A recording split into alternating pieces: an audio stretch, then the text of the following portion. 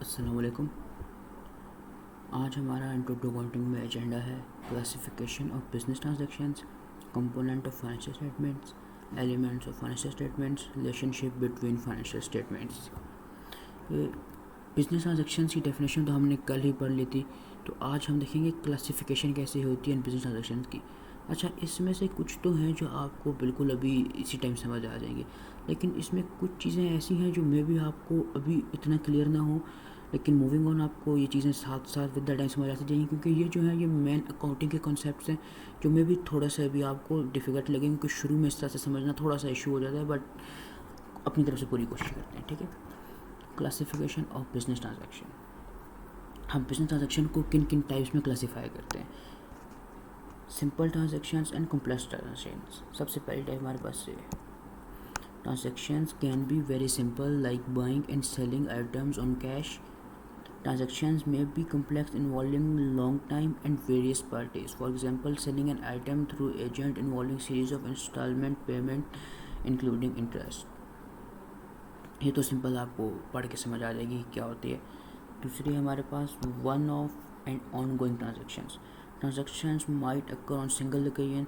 For example buying land and building for setting up a factory. One off का मतलब है जो कभी कभार हो, यानी एक ही बारी हो।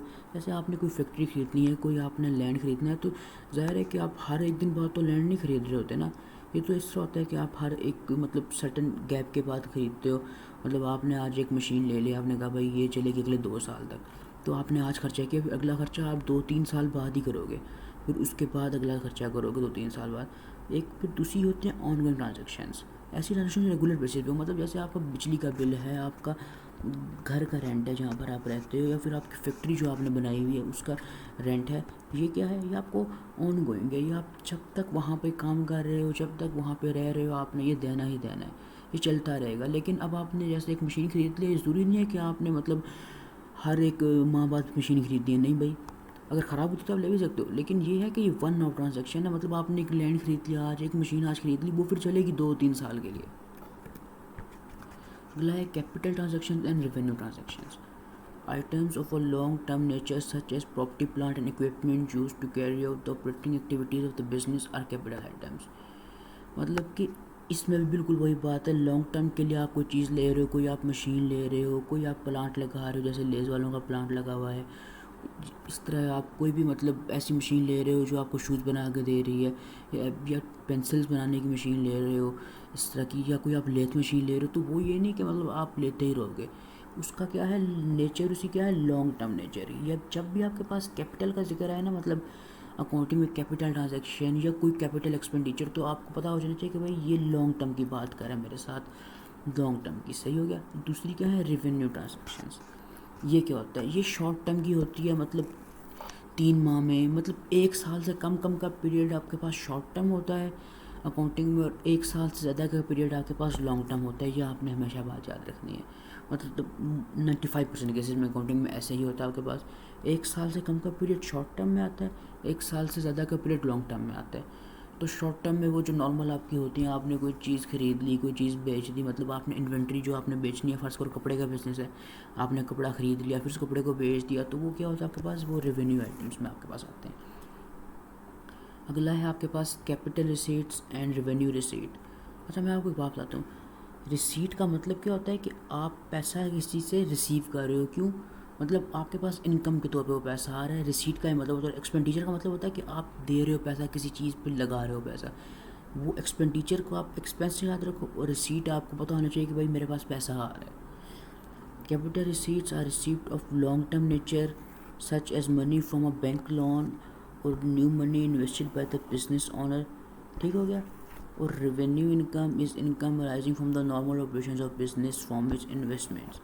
अब रेवेन्यू इनकम कैसे है कि आपने, जैसे अभी मैंने आपको मिसाल दी, कपड़े का बिज़नेस है आपका, आपने कपड़ा बेचा, तो ज़ाहिर है भैया आपने पैसा उससे लिया है, तो वो शॉर्ट टर्म के लिए आपके पास. ठीक है. और फिर इसी तरह आपने कोई इंटरेस्ट रिसीव किया है, वो भी आपके लिए शॉर्ट टर्म होगा. अब लॉन्ग टर्म के लिए है कि आपने ना, आपके पास कुछ पैसे पड़े हुए थे फालतू, आपने कहा कि भाई ये तो मेरी अपनी तो कंपनी है, ठीक है, मैं ऐसा करता हूँ, मैं जी OGDCL में शेयर ख़रीद लेता हूँ. तो ये जो आपने शेयर खरीद लिया, आपने लॉन्ग टर्म इन्वेस्टमेंट किया, मतलब आपका प्लान है कि मैं 8-10 साल अपने पास रखूँगा ये शेयर. तो वो जो उससे आपको इनकम रिसीव होती रहेगी ना हर साल बाद, वो जब अपने प्रॉफिट में से आपको शेयर मतलब डिविडेंड्स बांटेंगे, तो वो जो आपके पास से आते जाएंगे डिविडेंड इनकम, तो वो आपकी क्या होगी, कैपिटल रिसीट्स में आएगी। फिर उसके बाद आपके पास आता है capital expenditure and revenue expenditure. बिल्कुल सेम वही नेचर है, ऐसा एक्सपेंडिचर जो मतलब लॉन्ग टर्म के लिए हो, कैपिटल एक्सपेंडिचर होता है, और आपके डे टू डे एक्सपेंसेस जो हैं आपके पास ऑपरेटिंग एक्सपेंसेस, इनको हम कहते हैं रेवेन्यू एक्सपेंडिचर। इसमें एक चीज़ यहाँ पे जिक्र है कैपिटलाइजेशन। ये मतलब मैं आपको समझा देता हूँ अभी, लेकिन थोड़ा सा आपके लिए मुश्किल होगा अभी इस कंसेप्ट को समझना। इसमें ये होता है कि जैसे आपने फ़र्ज़ करो आज ना एक ख़रीद लिया है मशीन, ठीक है। अब इस मशीन पे आप सोचो कि यार क्या क्या खर्चा हो सकता है। आपने इस मशीन को कभी वॉश करना होगा, ठीक है, तो इसके वॉश ऊपर खर्चा आएगा। कभी आपने इसके अंदर कोई नट कोई बोल्ट ख़राब हो गया वो चेंज करना होगा, या कभी इसका कोई छोटी मोटे इसकी रिपेयरिंग का काम आ गया आपने वो चेंज करना होगा। ये सारे क्या होंगे, एक्सपेंसेस होंगे, जो कि आपको मतलब हर 1-2 माह बाद आपने कि मतलब ट्यूनिंग करनी होगी, या जो भी आपकी मशीन है जिस भी टाइप की, कुछ ना कुछ आपने खर्चा करना होगा हर 1 माह बाद, हर 2 माह बाद उसको मेंटेन करने के लिए। ये जैसे आप एक बाइक आप ले लो, ठीक है, बाइक पे आप हर हफ्ते महीने बाद आप ट्यूनिंग कराते हो, उसको ऑयल चेंज कराते हो, तो वो क्या चीज़ें हैं सारी, वो एक्सपेंसेस हैं जो कि डे टू डे एक्सपेंसेस आपके पास रेवेन्यू एक्सपेंसेस में वो आते हैं, ठीक है। लेकिन अगर फ़र्ज़ करो आपकी मशीन का ना जी पूरा एक पार्ट ख़राब हो गया, ये पूरा हिस्सा ख़राब हो गया, आपको एक बंदे ने कहा भाई ये हिस्सा बदल सकते हो आप 4000 रुपये में, ठीक है। तो अब आपने ये बात सोचनी कि यार ये तो मेरे रोज़ लग रहे थे पैसे, मतलब मैंने ट्यूनिंग कराई, मैंने ये मसाइल इसके ठीक कराई, ये मेरे हर महीने बाद हर 6-7 हफ्तों बाद ये लग रहे थे। लेकिन ये 4000 जो लगे हैं भाई, ये तो लगा है पूरे 2 साल बाद, और अगले 2 साल कोई उम्मीद नहीं है कि इस तरह का 4000 दोबारा लगेगा। तो तब आपने बताना कि भाई ये जो है ना ये कैपिटल एक्सपेंडिचर है। क्यों? क्योंकि ये अब 2 साल बाद लगा है, अब अगला एक्सपेंडिचर इतना ही होगा अगले 2-3 साल के बाद, ठीक है। तो ये आपने देखना है कि ये जो 4 साल लगे ये लॉन्ग टर्म है, तो लिहाजा ये आपने कैपिटलाइज़ करना है। यानी कैपिटलाइज़ का मतलब ये होता है कि मशीन आपने फर्स्ट करो शुरू में 4000 की ली थी, ठीक है, सही है, या चले हम कर लेते हैं मशीन आपने शुरू में 8000 की ली थी, सही है, ये मशीन हमने ली थी 8000 रुपये की बिल्कुल स्टार्ट में पहले दिन, ठीक है, फर्स्ट डे। फिर इसके ऊपर जो खर्चे होते गए ना, मतलब आपने फ़र्ज़ किया जी 40 रुपये का वॉश करा लिया, आपने 80 रुपये की इस पर ट्यूनिंग करा ली, और भी आपने कोई खर्चा कर दिया 100 रुपये की ऑयलिंग का, ये सारे क्या हैं, एक्सपेंस होंगे, ये सारे एक्सपेंस होंगे, ठीक है। ये लेकिन ये जो आपने 4000 का खर्चा किया, अब आप इस मशीन को 4008 का नहीं बोलोगे, अब आप बोलोगे भाई ये मशीन है मेरी 12000 की। क्यों? क्योंकि ये 4000 मुझे लॉन्ग टर्म में फ़ायदा दे रहा है। तो इस 4000 को इस 8000 का हिस्सा बनाने का नाम है कैपिटलाइजेशन अकाउंटिंग में, ठीक हो गया। अगला है हमारे पास कंपोनेंट्स ऑफ फाइनेंशियल स्टेटमेंट्स। आपके पास हैं जी statement of financial position, statement of comprehensive income, statement of changes in equity, statement of cash flows, notes to financial statement. ये जो आपके पास दो है ना, इसके ऊपर हम डिस्कशन कर रहे होंगे अपनी इंट्रो टू अकाउंटिंग में। उसके अलावा ये जो आपके पास है ना बाकी ये सारे, ये आप बिल्कुल डिटेल में पढ़ोगे अपना FAR 1। ये मैं CA के एस्पेक्ट से बात करूँ जो ICAP वाले हैं ना उसके, और दूसरा आप FAR 2 में बिल्कुल डिटेल में चीज़ें पढ़ोगे, स्टेटमेंट ऑफ चार्जेस इक्विटी क्या है, कैश फ्लो क्या है, खर्चा। लेकिन अभी हम सिर्फ इन दोनों से डील कर रहे हैं। और कंपोनेंट्स ऑफ फाइनेंशियल स्टेटमेंट्स हैं ये 5 है, ठीक है, इसके अलावा कोई ज़्यादा नहीं है, बस आपने यही 5 पढ़ने हैं आपने पूरी अकाउंटिंग में अपनी। बेशक आप एडवांस अकाउंटिंग पढ़ रहे हो कि अगले नेक्स्ट लेवल्स में जाके CFAP वगैरह में, या आप कैफ में पढ़ रहे हो, यही 5 हैं। लेकिन अभी फ़िलहाल हमारा ज़्यादा मेन फोकस इन दोनों पे है, क्योंकि ये बेसिक्स हैं समझने के लिए अकाउंटिंग को। स्टेटमेंट ऑफ फाइनेंशियल पोजीशन हमारे पास क्या होती है, कल भी मैंने आपको उसका दिखाया था, एक बैलेंस शीट होती है हमारे पास, इसका एक फॉर्मेट दिखाया था कल भी आपको, आज भी एक नए फॉर्मेट में हम डिस्कशन करेंगे। आज थोड़ी सी हम ज़्यादा ब्रीफ डिस्कशन करेंगे। तो ये हमारे पास बैलेंस शीट होती है, statement of financial position. Comprehensive income क्या होती है भाई, ये कल ही बताया था, प्रॉफिट एंड लॉस होती है, या statement of other comprehensive income ये होती है हमारे पास। और बैलेंस शीट में हमारे पास क्या आते हैं, एसेट लायबिलिटीज़ आते हैं, इसमें स्टेटमेंट ऑफ कॉम्प्रिहेंसिव इनकम हमारे पास, एक्सपेंस आते हैं हमारे पास, और इनकम्स आती हैं हमारी, ठीक हो गया। अब ये जो नेक्स्ट चीज़ है ना, आपने एलिमेंट्स देखने हैं फाइनेंशियल स्टेटमेंट से क्या होते हैं, मतलब क्या चीज़ें हैं जो मिल के फाइनेंशियल स्टेटमेंट्स हमारी बनाती हैं। ये मैं साथ साथ बताना चाहता हूँ। एसेट्स जो होते हैं ये आते हैं हमारे पास बैलेंस शीट में, यानी जिसको बोलते हैं स्टेटमेंट ऑफ फाइनेंशियल पोजीशन। अब एसेट होता है कि हमारे पास ये जो एसेट की ये पहली लाइन है ना, ये डेफिनेशन आपको ना मतलब तकरीबन कोई भी आप अकाउंटिंग की बुक उठाओगे आपको वहाँ पे ये डेफिनेशन मिलेगी। ये क्या है, an asset is defined as a present economic resource controlled by entity as a result of past event. और आप ये भी लिख सकते हो इसमें कि जिससे आपको future economic benefits are probable, मतलब आपको इसमें बेनिफिट्स मिलेंगे फ्यूचर में, ठीक हो गया। ये आप इसमें एडिशन कर सकते हो एक। और सिंपल वर्ड्स में मैं आपको सुनाना चाहूँगा बिल्कुल रगड़ ज़बान में, तो वो ये है कि भाई कि एसेट क्या चीज़ है हमारे पास जिसको बिज़नेस ऑन भी करे और कंट्रोल भी करे और अवेलेबल फॉर यूज़ हो बिज़नेस में, ठीक है। ये हमारे पास सिंपल ज़बान में एसेट से होते हैं। और एसेट की दो टाइप्स होती हैं, करंट एसेट्स, जैसे हमने अभी पीछे पढ़ा था ना ट्रांजैक्शंस के अंदर जो हम क्लासिफिकेशन ऑफ बिजनेस ट्रांजैक्शन कर रहे थे, कैपिटल और रेवेन्यू, उसी तरह सेम एसेट्स को भी हम दो में डिवाइड करते हैं। एक करंट एसेट्स, करंट का मतलब क्या है, जो कि आपको शॉर्ट टर्म जिसके बेनिफिट हैं विद इन 1 ईयर, मतलब कि 1 ईयर या उससे कम में। नॉन करंट एसेट्स क्या हैं, जिसके बेनिफिट आपको मतलब ज़्यादा टाइम के लिए मोर देन 1 ईयर हैं, that have a long useful life, ठीक है। यानी इसके बेनिफिट्स आपको सेवरल ईयर्स के लिए मिल रहे हैं, मोर देन 1 ईयर मिल रहे हैं। इसकी एग्जांपल्स हमारे पास कैसे आती हैं एसेट्स की, cash in hand, bank balance, furniture, equipment, vehicles, plant machinery, ये सारी आप देख लीजिए। ये इसमें बस मैं आपको बताता चलूँ, जो हमारे पास कैश इन हैंड है हमारे पास है करंट एसेट, ये बैंक बैलेंस भी करंट एसेट, ये बाकी सारे जो हैं आप इसको गौर से देखें तो हमारे पास नॉन करंट एसेट है। क्यों भाई, फर्नीचर हम 1 साल का तो नहीं, फर्नीचर तो 20-20 साल पड़ा रहता है, इक्विपमेंट भी बहुत टाइम के लिए लेते हैं, व्हीकल्स भी, जनरेटर्स भी, ये सारी बहुत टाइम्स के लिए होते हैं, ठीक हो गया। अब आपको थोड़ा समझाने वाली चीज़ है कि ट्रेड रिसीवेबल क्या होते हैं। फ़र्ज़ करें जी ये हमारा बिज़नेस है, ये हमारी कंपनी है, इसने ना एक कस्टमर आया था हमारे पास, इसको बेच दिया। ये कस्टमर का नाम है जी सलार, इसने इसको बेच दिया है जी कोई कपड़े का बिजनेस हमारे, हमने इसको बेच दिया है कपड़ा। अब ये बंदा हम किस तरह बताएंगे अपनी अकाउंटिंग बुक्स, वो जो हमने बात की थी बुक कीपिंग में, हम इसका नाम किस तरह लिखेंगे, मतलब हम लिखेंगे भाई सलार, आगे लिखेंगे ट्रेड रिसीवेबल, मतलब कि हमने इससे पैसा लेना है, इसने हमसे उधार पे लिए हैं, ठीक है। एक तो होता है कि भाई उसने पैसे मैंने कपड़ा दिया आज, उसने आज ही मुझे पैसे दे दिए कि भाई ये लो तुमने 500 का मुझे कपड़ा दिया, मुझसे 500 रुपये ले लो। लेकिन एक चीज़ होती है कि वो कहता है यार भाई मुझे उधार पे दे दो, मैं तुम्हें दे दूँगा 1-2 माह तक पैसे, ठीक है। तो जब वो ये कहेगा ना, तो हमने कपड़े तो इसको दे दिए हैं, यानी हमारे पास से कपड़ा तो चला गया है, हमारी सेल तो हो गई है। तो मैंने आपको बताया था कि एक कंसेप्ट में डुअलिटी होता है कि अगर सेल हो गई है तो उसके साथ फिर दूसरी क्या चीज़ होगी, मैं क्या रिकॉर्ड करूँगा दूसरी चीज़, वो दूसरी चीज़ ट्रेड रिसीवेबल होगा कि भाई ये एक होता है कि भाई मेरा हक है कि मैं उससे लूँगा ये पैसा, रिसीवेबल है मेरा, ठीक है, मतलब कि मैंने इससे पैसा लेना है फ्यूचर में। लाइबिलिटीज़ बिल्कुल एसेट का उल्टा है आपके पास, ठीक हो गया। ये आपके पास ऑब्लिगेशन होती है as result of past event, बिल्कुल एसेट का उल्टा लाइबिलिटीज़। इसकी भी उसी तरह current non current liabilities types होती हैं। विद करंट क्या होता है भाई, विद इन 12 मंथ्स आपके पास है कि आपने कोई पैसा किसी को देना है, पे करना है, कोई ऑब्लिगेशन आपने अपनी निपटानी है। नॉन करंट का ये है कि मोर देन 12 मंथ्स के लिए हो जाएगा। इसमें हमारे पास bank loan, loan from other party, trade payables. और ट्रेड पेबल क्या है भाई यहाँ पे, अब ये मैं आपको बताता हूँ कि जैसे फ़र्ज़ करो जी मेरी फिर से एक कंपनी है, ठीक है, मतलब कंपनी है मेरी, मैंने क्या किया जी, अब मैंने जाके एक कपड़े का गोदाम था, ठीक है, मैंने उससे कपड़ा परचेज़ किया है, सही है। अब जब मैंने से कपड़ा परचेज़ किया तो मेरे पास परचेज़ तो हो गई है एक, अब दूसरी क्या चीज़ होगी भाई, दूसरी चीज़ होगी, और मैंने उधार पे लिया, ये मैं बताता चलूँ आपको। जब भी पेएबल और रिसीवेबल की जब भी बात होगी आपने के जहन में एकदम से क्लिक करना चाहिए कि भाई उधार पे।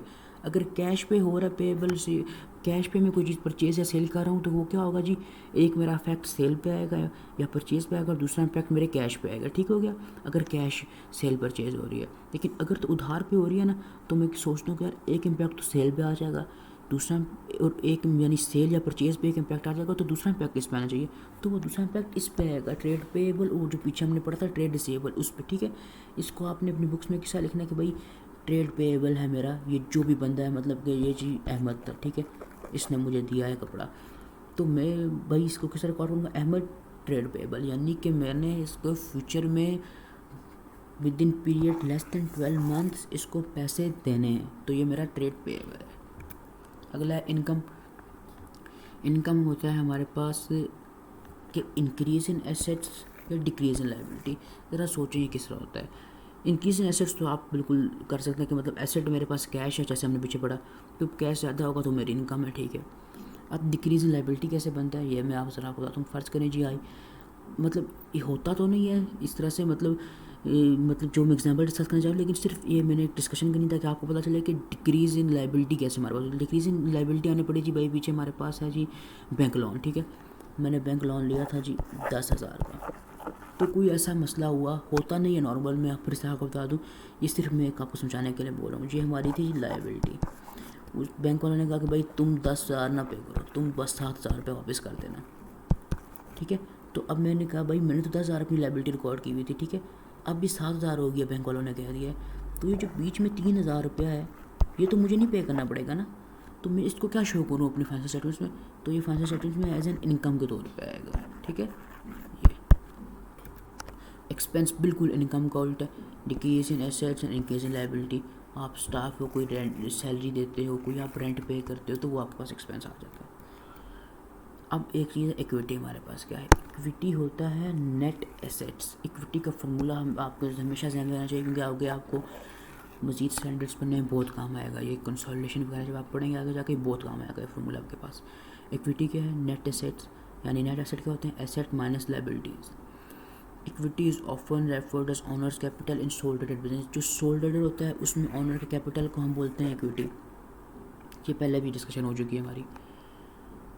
और जो हमारे पास सोल ट्रेडेड नहीं होता, कंपनी होती है, उसमें हम क्या बोलते हैं, जो शेयर होल्डर ने पैसा दिया होता है हमें, उसको हम बोलते हैं इक्विटी। बिल्कुल ये मैं आपको एक नॉर्मल से ज़बान में बता रहा हूँ, हालांकि ये इसकी डेफिनेशन ज़्यादा प्रिसाइज है, ये नहीं है इसकी डेफिनेशन, ये मैं बिल्कुल आपको लिए नॉर्मल से एक बात बता रहा हूँ। तो इक्विटी जो है ये लाइबिलिटी नहीं होती, लेकिन आप मतलब लाइबिलिटी क्यों नहीं होती, क्योंकि एक ही बात है इसके अंदर कि कोई ऑब्लिगेशन नहीं है, ठीक है। ऑब्लिगेशन नहीं है इक्विटी मेरे पास, उन्होंने मुझे शेयर होल्डर्स ने पैसा दिया कि भाई ये तुम इन्वेस्ट करो इस पैसे को, ठीक है। अब मेरे को इनको लायबल नहीं है पैसा पे करने के लिए, पैसा डूब भी गया तो मैंने इनको पैसा पे नहीं करना, सही हो गया। ये बात आपके पास समझने वाली है कि ये कोई ऑब्लिगेशन नहीं है, लिहाजा ये लायबिलिटी नहीं है, ये एक इक्विटी एक अलग से चीज़ है हमारे पास। अब आपके पास रिलेशन क्या होता है आपके फाइनेंशियल स्टेटमेंट्स के बीच, इसमें यह है कि फाइनेंशियल पोजीशन जो है ये शो करती है equity of business at a point in time. ये मैं भी आपको जब फाइनेंशियल स्टेटमेंट दिखाऊंगा तो वहाँ से आपको बेहतर पता चलेगा। कॉम्प्रिहेंसिव इनकम क्या होती है, नेट प्रॉफिट आता है, ये कल भी हमने देखा, आज भी हम देखेंगे इसको। जो प्रॉफिट होता है हमारे पास वो होता है ऑनर ऑफ द बिजनेस का, ये भी ठीक हो गया, और ये इक्विटी में ऐड होता है, सही। अब आप यहाँ पे ज़रा गौर कीजिएगा, name of the entity, statement of comprehensive income for the year. ये एक बहुत ज़रूरी चीज़ है, अक्सर बच्चे मिस कर जाते हैं, ये आपने हमेशा याद रखना है कि ये होती है हमारे पास for the year. Statement of comprehensive income, या इसको statement of profit and loss भी बोल सकते हैं। फॉर द ईयर यानी दिस ईयर, इस साल के लिए है, सिर्फ इस साल के लिए, ठीक है। इसमें हमारे पास आते हैं रेवेन्यू। रेवेन्यू की जगह आप सेल भी लिख सकते हैं भाई, कि मैंने जो सेल की है वो ये आ गई, इस सेल के ऊपर मेरी कॉस्ट खुद की कितनी लगी वो ये आ गई, ये मेरा ग्रॉस प्रॉफिट आ गया। फिर मेरे पास कोई अदर इनकम आती है, मैंने गेन ऑन डिस्पोजल, डिस्पोजल होता है जी कि मैंने एक गाड़ी खरीदी थी आज, और मतलब मैंने 5 साल पहले एक गाड़ी खरीदी, ठीक है, वो मैंने आज बेच दिया, तो वो क्या हुआ है, डिस्पोज ऑफ किया मैंने उस गाड़ी को, तो डिस्पोजल पे मेरे पास वो गाड़ी मुझे बुक वैल्यू मेरे पास क्या थी, मतलब कि जब मैंने शुरू में ली थी ना तो मैंने एस्टिमेट किया था यार ये ना 5 साल बाद ये होगी 80 रुपये की, ठीक है। तो आज मैं आया हूँ तो ये गाड़ी मेरी 100 की बिकी है, तो फिर क्या हुआ, 20 रुपये का मेरे पास गेन आ गया। तो बिल्कुल इस तरह से ये गेन ऑन डिस्पोजल है 100 रुपये का, ठीक है। फिर हमारे पास एक्सपेंसेस हैं, उसमें हमारे पास salaries and wages, repair and maintenance, जो मैं ऊपर साइड डिस्कशन कर चुका हूँ। डिप्रिसिएशन ये आप फिलहाल छोड़ दें, इसके ऊपर हम बाद में बहुत ब्रीफली बात करेंगे, क्योंकि ये बाकायदा एक अलग से स्टैंडर्ड में बड़ी इंपॉर्टेंट चीज़ है ये। जब आप IAS 16 पढ़ते हैं ना अपना, तब ये बहुत ज़्यादा मतलब अलग से पढ़ाया जाता है, ठीक हो गया। और ये आप देख लें कि हमारे पास एंड में क्या आता है, नेट प्रॉफिट। अब मैं आपको एक बात बताता चलूँ, सबसे पहले आपके पास स्टेटमेंट ऑफ कॉम्प्रिहेंसिव इनकम बनती है, उसके बाद आपके पास स्टेटमेंट ऑफ फाइनेंशियल पोजीशन बनती है, यानी बैलेंस शीट बनती है। और वजह अभी ये मैं चीज़ आपको प्रूव करके दिखाता हूँ, बस आपने ये माइंड में रखना है कि क्या है यहाँ पे एंड पे, नेट प्रॉफिट हमारे पास, ठीक है। अब सामने आए आप, यहाँ पर आए, ये जो आपके पास यहाँ पर आता है ना कैपिटल, ये सिर्फ पहले मैं प्रूव करूँ कि भाई ये क्यों मैं कह रहा हूँ कि पहले आपका स्टेटमेंट ऑफ कॉम्प्रिहेंसिव इनकम या statement of profit and loss बनती है, और बाद में आपके पास स्टेटमेंट ऑफ फाइनेंशियल पोजीशन बनती है। ये आप देखें भाई, नेट प्रॉफिट की फिगर 70 थी ना पीछे, ये 70 यहाँ पे आके ऐड होना है। इसलिए कभी हो ही नहीं सकता ऐसे कि आप पहले बैलेंस शीट बना लें बाद में आप स्टेटमेंट ऑफ कॉम्प्रिहेंसिव इनकम बनाएं। पहले हमेशा आप स्टेटमेंट ऑफ कॉम्प्रिहेंसिव इनकम बनाते हैं और उसके बाद बैलेंस शीट बनाते हैं। ठीक हो गया। तो इसमें आपके पास ये देखें आप, अब इसमें एक बताने की बात थी, मैंने पीछे आपको दिखाया था ये चीज़ फॉर द ईयर लिखा हुआ है। ठीक है, प्रॉफिट एंड लॉस यहाँ पे क्या लिखा हुआ है, एज एट, यानी कि मेरा बिजनेस 10 साल पहले शुरू हुआ था ना, तो 10 साल के अंदर अंदर मेरे पास जितने भी एसेट्स मैंने ख़रीदे हैं आज मेरे पास पड़े हैं, जो भी लैंड और बिल्डिंग प्लांट और मशीनरी, पूरे 10 ईयर की सारी इन्फॉर्मेशन मेरे पास यहाँ पर है। ठीक हो गया। बैलेंस शीट के अंदर जितनी भी व्हीकल्स खरीदी हैं, जितनी भी इन्वेंट्रीज मेरे पास हैं, जितने भी रिसीवेबल्स हैं मेरे पास, जितने भी मेरे पास कैश एंड बैंक बैलेंस हैं, जो कुछ भी मेरे पास है ना इस 10 साल के टाइम पीरियड, ये मैंने एग्जांपल दिया 10 साल। ठीक है, तो जो कुछ भी है वो सारा इसमें है। और जो सिर्फ इस 1 साल के लिए है, 1 ईयर के लिए, जो भी मेरे पास इनकम आई है, मैंने सैलरी पे किया है, जब मेंटेनेंस करवाई है, अदर एक्सपेंसेस पे किए हैं, ये सारे मेरे पास, ये सेल भी इस साल की है 1 ईयर। कंप्रिहेंसिव इनकम में हमेशा याद रखना है 1 ईयर, और बैलेंस शीट में हमेशा याद रखना है अभी तक का सारा। ठीक हो गया, टिल डेट, बस ये आपने एक बात याद रखनी है। ये आपके पास बैलेंस शीट आती है।